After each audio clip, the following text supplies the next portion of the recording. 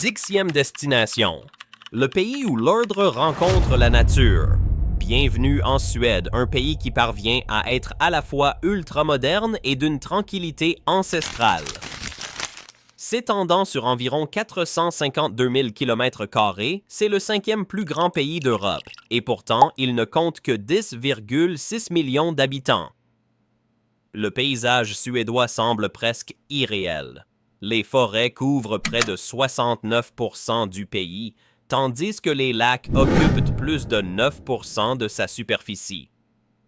Il n'est pas étonnant que les Suédois plaisantent en disant qu'en Suède, on peut améliorer sa santé simplement en respirant. Les hivers sont longs et rigoureux. Les étés passent en un clin d'œil et la nature reste d'une beauté à couper le souffle. Un mélange de verdure infinie, d'eau cristalline et de ciel qui ne s'assombrissent jamais vraiment. Sur le plan économique, la Suède pèse bien plus lourd que sa taille ne le laisse supposer. Avec un produit intérieur brut estimé à environ 660 milliards de dollars, elle abrite des géants mondiaux comme Volvo, IKEA, Spotify et Minecraft. Et oui, ce petit jeu de construction qui a conquis le monde est né ici. Ils ont même inventé la ceinture de sécurité à 3 points, une invention suédoise qui a sauvé des millions de vies depuis 1959. Bien que membre de l'Union européenne, la Suède utilise toujours sa propre monnaie, la couronne suédoise, et le pays a quasiment abandonné l'argent liquide. Du café du matin au billet de train, un simple paiement par carte suffit. Et sous cette apparence soignée se cache une philosophie nationale appelée Janteloven, ou la loi de Jante.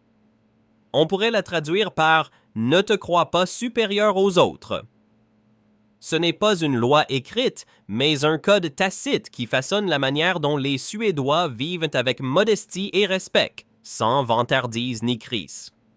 Cette humilité maintient leur société calme, égalitaire et d'une assurance tranquille. Nous partons vers le nord pour explorer le pays du soleil de minuit, des forêts enneigées, de l'esprit viking et du design d'exception. Avant de continuer, dites-moi, de quel pays nous regardez-vous? Et si vous aviez la possibilité de vivre en Suède pendant 1 an, le feriez-vous? Dites-le moi dans les commentaires. 9e point, les chocs culturels qui vous attendent en Suède. Si vous déménagez un jour en Suède, préparez-vous, non pas au froid, mais au silence. Un proverbe suédois dit que la parole est d'argent, mais le silence est d'or. Et croyez-moi, c'est tout à fait vrai. Les Suédois sont passés maîtres dans l'art du silence. Ils préfèrent écouter plutôt que parler, observer plutôt qu'interrompre. Quand ils prennent de la parole, ils vont droit au but. Pas de bavardage inutile, pas de faux semblants. Imaginez travailler avec un patron suédois pendant près de 2 mois sans même connaître son nom. Il ne s'est jamais présenté, n'a jamais bavardé, se contentant d'un signe de tête, d'un simple « bonjour » et retournant à son travail, casque sur les oreilles. Et c'est tout à fait normal. Prenez le bus et vous verrez la même chose. Chacun assis seul, le regard perdu par la fenêtre dans un silence quasi zen. Si le bus est plein, quelqu'un s'assiera peut-être à côté de vous, mais dès qu'une place se libère, il se déplace discrètement. Ne le prenez pas mal, ce n'est pas vous, c'est tout simplement la Suède. Et puis, il y a le fika, la seule chose qui brise le silence. Une pause café qui prend des allures de rituel. Ce n'est ni un café à emporter comme aux États-Unis, ni une cérémonie du thé comme au Japon. Il s'agit de ralentir le rythme, de partager un moment et de se retrouver autour d'une tasse de café fumante et de quelques brioches à la cannelle. À la maison, le fika est un accueil chaleureux. Au travail, c'est sacré. Une pause pour respirer, discuter et se rappeler que la vie ne se résume pas aux échéances. Refuser une invitation au fika peut offenser quelqu'un sans même s'en rendre compte. Mais le plus surprenant, c'est la précision des Suédois. Demandez-leur quand ils prennent leurs vacances d'hiver et ils ne vous répondront pas novembre, mais la semaine 46. Demandez-leur le numéro de leur appartement et ils vous répondront 39, soit 39 mètres carrés. Leur numéro d'identification comporte exactement 10 chiffres. Même lorsqu'on leur demande leur âge, les jeunes Suédois donnent souvent leur année de naissance plutôt que leur âge en années.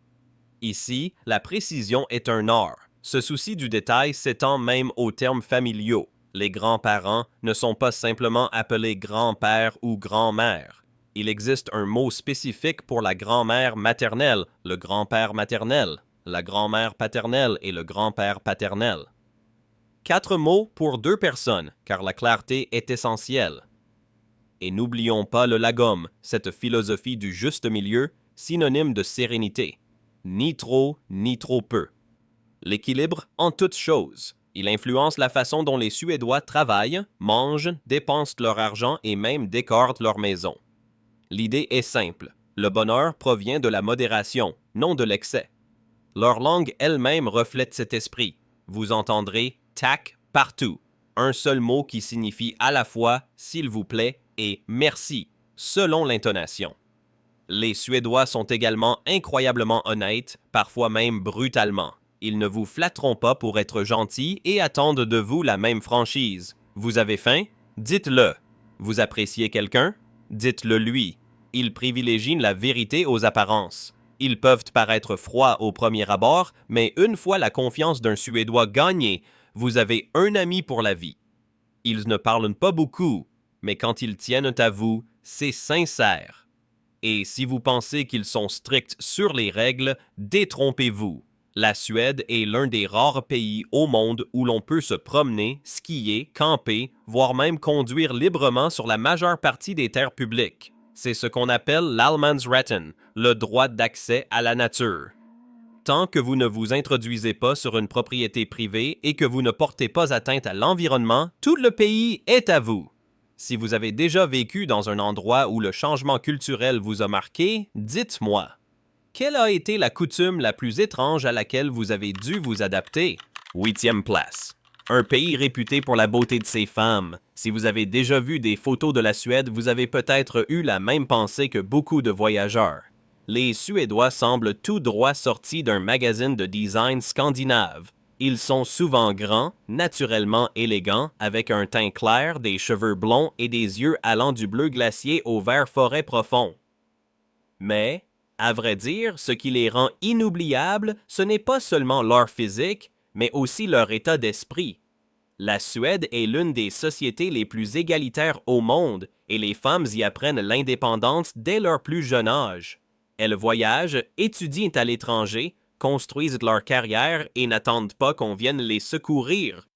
Cette confiance en soi se reflète clairement dans les relations amoureuses. Partager l'addition est courant, prendre l'initiative n'a rien d'inhabituel et l'égalité est non négociable, c'est la norme.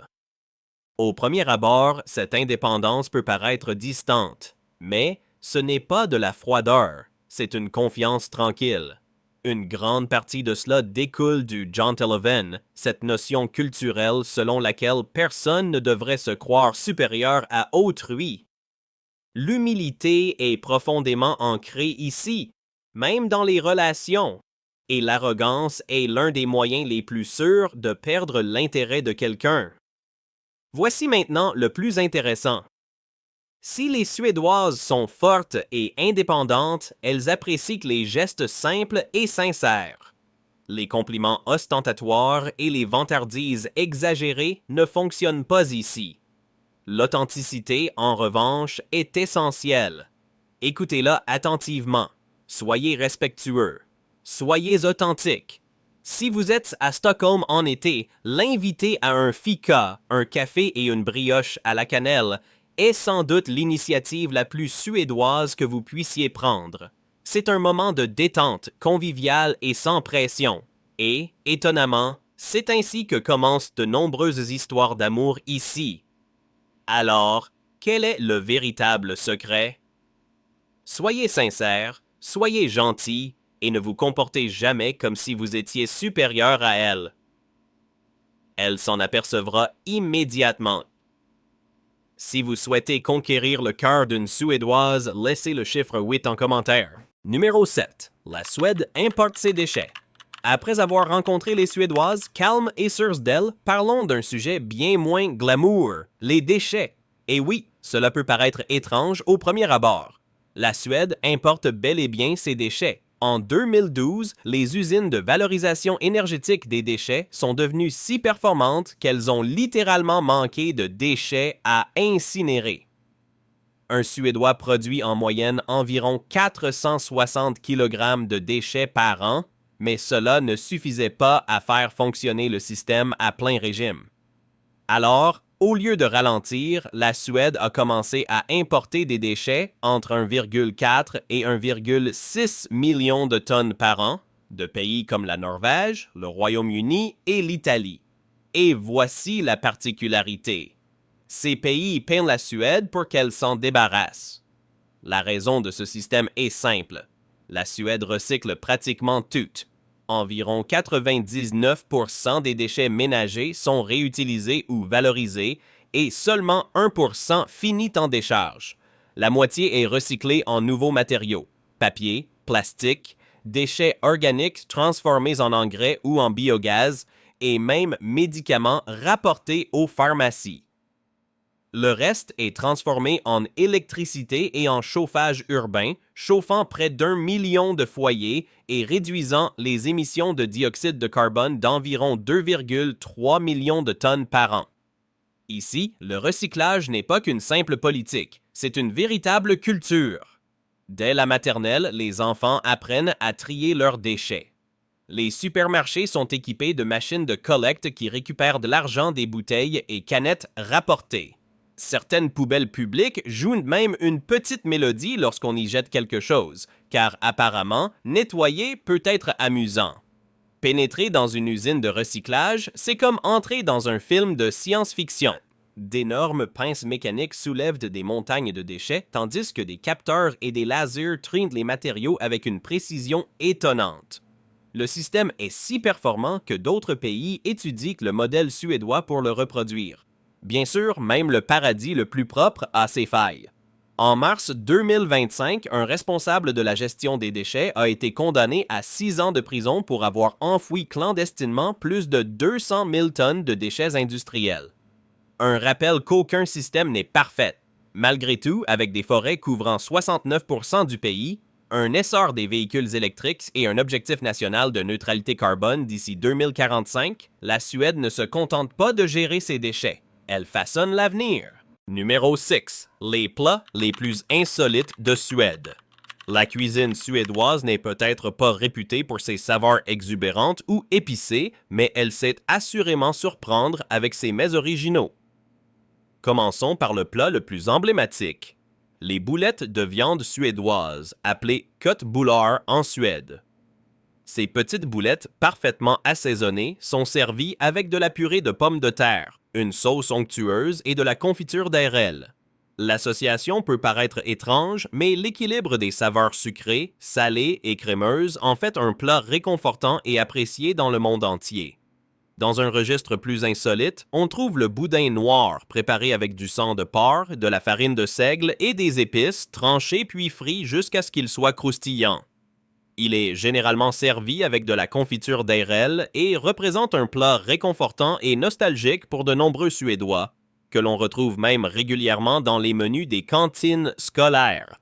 Autre curiosité traditionnelle, le lutefisk. Il s'agit de poissons blancs séchés, trempés dans de la lessive de soude et de l'eau jusqu'à ce qu'ils deviennent mous et gélatineux. Ce procédé lui confère une apparence translucide qui pourrait surprendre les néophytes, mais il reste un plat festif très apprécié, généralement servi avec des pommes de terre, des petits pois et une sauce blanche.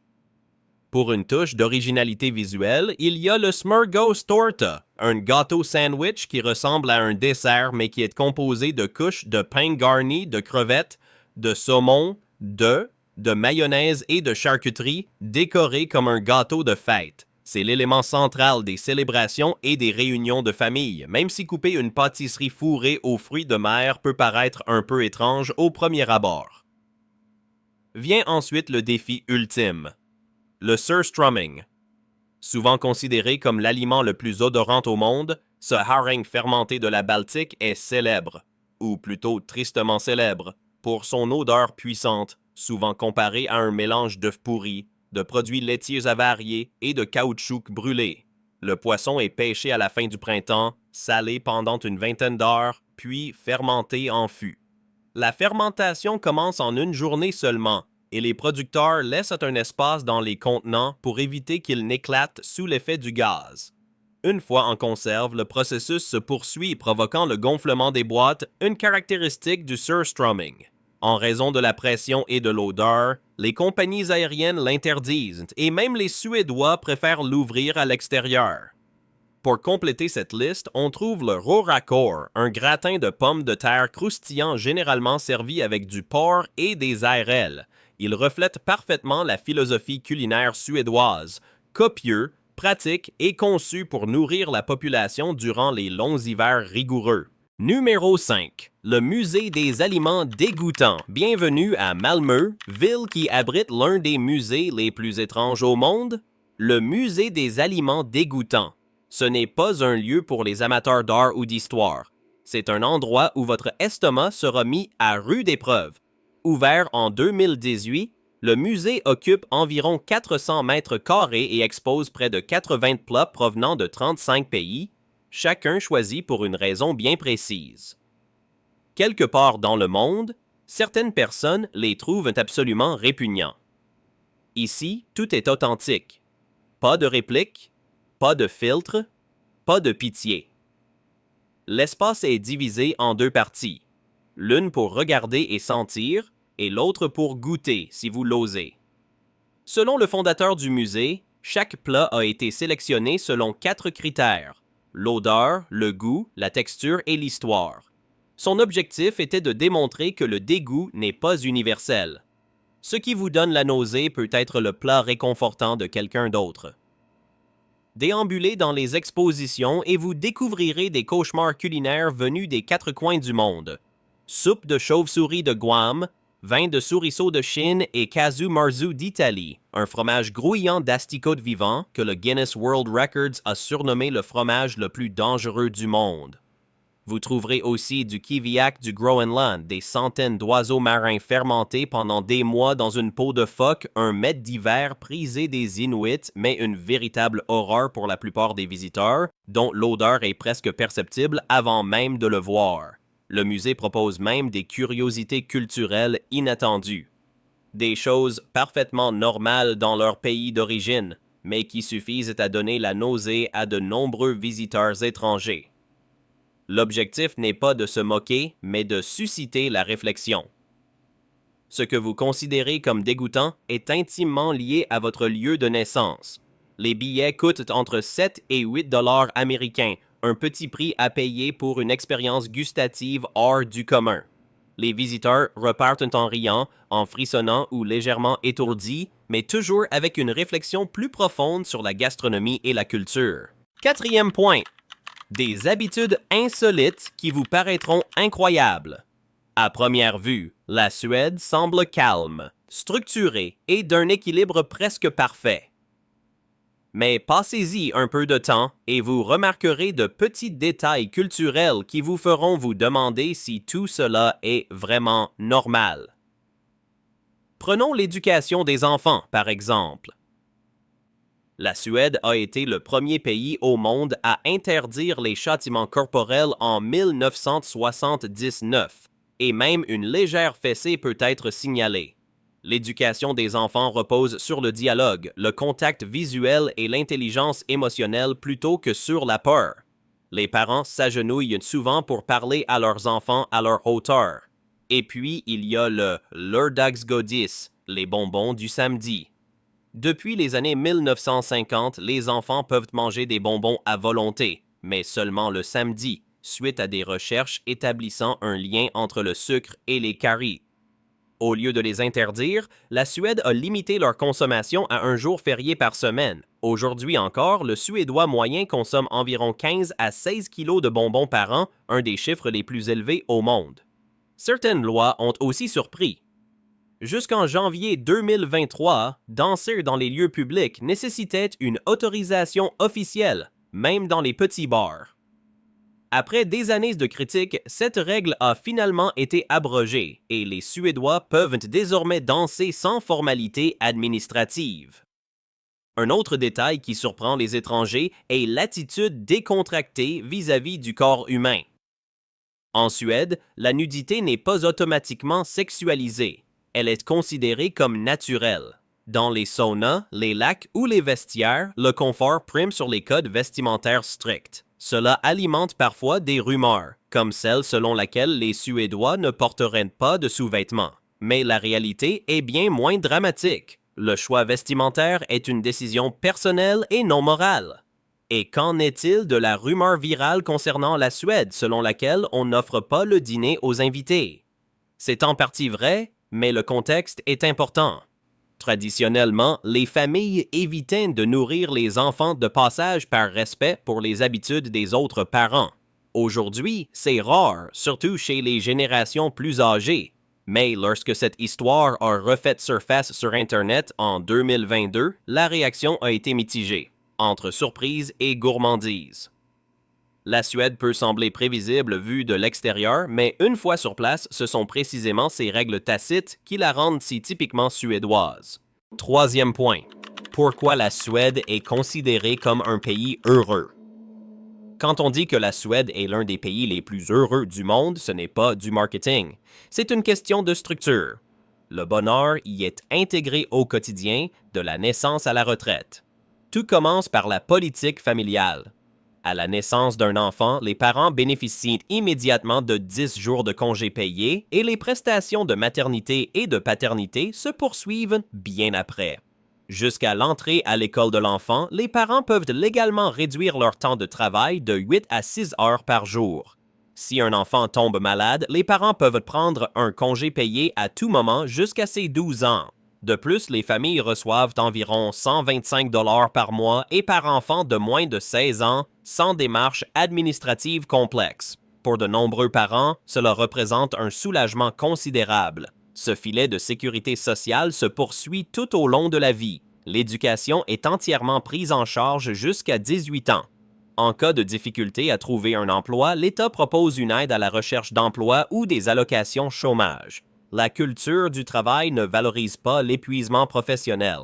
Certaines entreprises expérimentent même la journée de 6 heures pour privilégier la productivité à la fatigue. La retraite s'accompagne de l'un des systèmes de retraite les plus performants au monde, ce qui fait que la vieillesse n'est pas une perspective redoutée. Tout cela repose sur la confiance et les impôts. Les hausses revenus peuvent payer plus de 60% d'impôts sur le revenu. Pourtant, le ressentiment est relativement faible car les citoyens constatent clairement le retour sur investissement. En 2016, la Suède a enregistré un excédent budgétaire de 9,5 milliards de dollars, dont près de la moitié provenait de contributions fiscales supérieures aux prévisions. Les citoyens payaient littéralement plus que nécessaire. Bien sûr, le bonheur n'est pas parfait. Ces dernières années, la Suède a été confrontée à une recrudescence de la violence liée aux gangs, à des tensions sociales et à des difficultés économiques. Environ 15% de la population est menacée de pauvreté, et l'inflation et la hausse du coût de la vie frappent de plein fouet les familles les plus vulnérables. Certaines dépendent désormais d'organisations comme la Croix-Rouge suédoise, qui revend à prix réduit les invendus des supermarchés. Enfin, en 2024, la Suède a pris une décision historique en rejoignant officiellement l'OTAN, mettant ainsi fin à plus de 200 ans de neutralité. Cette décision a suscité un débat national et soulevé des questions concernant la sécurité, l'identité et l'orientation future du pays. Deuxième point, le coût de la vie en Suède. Parlons maintenant d'un aspect qui surprend encore plus les visiteurs que l'hiver, les prix. La Suède figure régulièrement parmi les pays les plus chers du monde, et cette réputation n'est pas usurpée. C'est au niveau du logement que la plupart des gens ressentent le plus rapidement cet impact. À Stockholm, un appartement d'une chambre en centre-ville coûte généralement entre 14 000 et 20 000 couronnes suédoises par mois, soit environ 1 300 à 1 850 $. Göteborg et Malmö sont un peu moins chers, mais restent chers selon les standards européens. La demande dépasse largement l'offre et les habitants doivent parfois patienter des mois, voire des années, sur les listes d'attente pour un logement social. Faire ses courses n'est pas bon marché non plus. Une personne seule dépense en moyenne entre 8 cents et 1000 couronnes suédoises par semaine pour cuisiner chez elle. Les repas au restaurant peuvent vite coûter cher. Un déjeuner simple coûte entre 150 et 200 couronnes et un dîner dans un restaurant de gamme moyenne entre 350 et 450 couronnes. L'alcool est le poste de dépense le plus important. Une bière dans un bar peut facilement coûter 8 ou 10 dollars, notamment parce qu'elle est vendue par un système d'État qui ferme tôt et est fermé le dimanche. Les transports en commun semblent plus abordables. Un abonnement mensuel au transport public à Stockholm ou à Göteborg coûte environ 1100 couronnes, soit environ 100 dollars, et couvre les bus, le métro, les tramways et même certains ferries. L'essence reste chère. C'est pourquoi beaucoup de gens préfèrent le train et le vélo à la voiture. Et voici le point positif.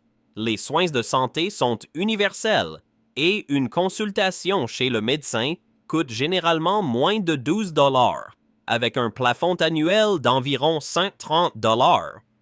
L'éducation est gratuite et la garde d'enfants est fortement subventionnée. Les impôts sont élevés, dépassant parfois 60% pour les plus hauts revenus. En contrepartie, les citoyens bénéficient de la sécurité, de rues propres, de services publics fiables et d'un bon équilibre entre vie professionnelle et vie privée.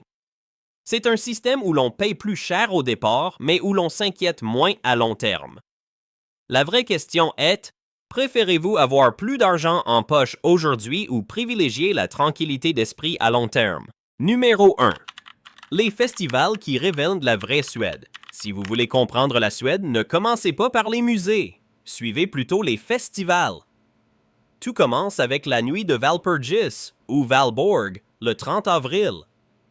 Partout en Suède, et particulièrement dans les villes universitaires comme Uppsala et Lund, les gens se rassemblent autour d'immenses feux de joie. Il y a des siècles, le feu servait à chasser les sorcières et les mauvais esprits. Aujourd'hui, il s'agit surtout de brûler l'hiver lui-même. Les étudiants y voient le début non officiel de l'été. Les familles sortent pour chanter des chants choraux, agiter des drapeaux suédois et se réchauffer les mains près des flammes. La nuit est un peu fraîche, un peu chaotique, mais pleine de soulagement. L'hiver est enfin terminé. Quelques semaines plus tard vient son opposé émotionnel, la Saint-Jean. Célébrée dans les champs et les parcs, on s'habille de lin blanc, on orne ses cheveux de fleurs sauvages et on danse en rond au son de chants folkloriques joyeux, mais chargés de traditions séculaires. Pas de grandes scènes ni de feux d'artifice. La magie du solstice d'été réside dans sa simplicité, la nature et le partage. Pour de nombreux Suédois, c'est le jour le plus important de l'année. Alors que l'été décline, la Suède change d'ambiance plutôt que d'interrompre les festivités. En août, les jardins et les maisons au bord des lacs se parent de langoustines. Il ne s'agit pas d'une fête publique, mais d'un rituel convivial. Les tables sont décorées de lanternes en papier, les invités arborent des chapeaux extravagants et chacun déguste des langoustines avec les doigts en chantant de Court's Toast. C'est bruyant, désordonné et volontairement décontracté. Un rare moment où les Suédois se permettent d'être franchement clownesques. Enfin, tout au nord, la nature règne en maître. Les aurores boréales en Laponie suédoise ne font pas l'objet d'un festival organisé. Pourtant, l'atmosphère y est tout autre. Les gens se rassemblent en silence dans la neige, emmitouflés dans leurs vêtements chauds, attendant que le ciel s'anime.